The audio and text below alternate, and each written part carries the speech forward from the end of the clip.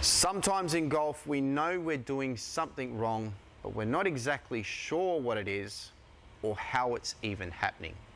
Today, we're looking at what I would call trail foot rolling. What is trail foot rolling? Well, it means as we move or we swing to the top of our backswing, that we get a lot of pressure on the outside of our trail side foot, causing the inside of our trail side foot to come off the ground. Now, there's generally two reasons why this possibly happens. Number one, flexibility through the trail side ankle. Now, if you're one of these people that doesn't have a lot of movement through the trail side ankle, we're going to be seeing this issue happening a lot. So what can you do if you have this problem? Well, you can simply flare out the right toe or your trail side foot a little bit in your setup. Flaring that outside foot will mean you'll have a little bit more movement in the lower half of your body, creating better lower half pivot. And the better lower half pivot we have, generally the better control we'll have of that trail side foot. Now, if you're a person that still has an issue with regards to trail foot rolling, it also means you generally have an issue with what we would call lower half sway.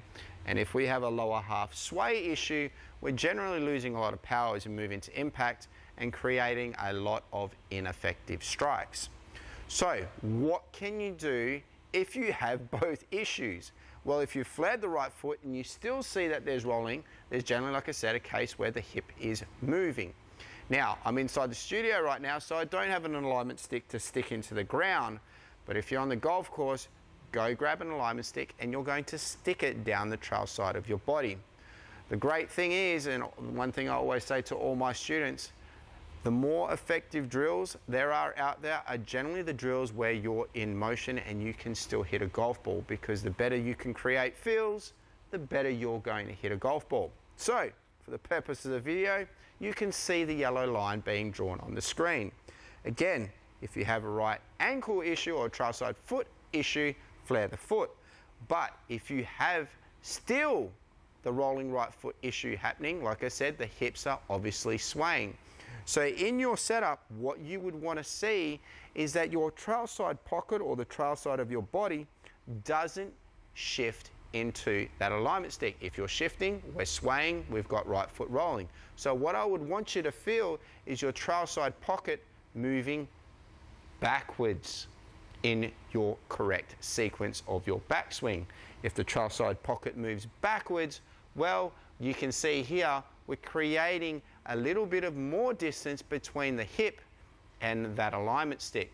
So take your setup, work on some practice swings, keeping your hip away from that alignment stick. Now, you can get a little bit closer to it. You simply don't want to touch it. You touch it, we've got sway and we've got right foot roll. So then from there, you can then go out onto the driving range. You can put that alignment stick down the right side of your body and you can hit a load of golf balls, trying to create better turns so that if we have better turns, the right foot stays on the ground and we hit better shots.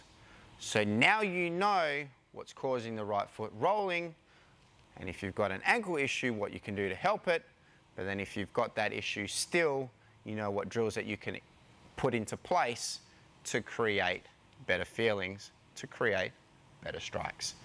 Try that one out, leave a comment below and let me know how that one worked for you.